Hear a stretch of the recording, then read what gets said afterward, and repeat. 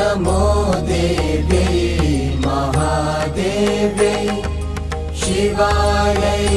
सततं नमः नमः प्रकृत्यै भद्रायै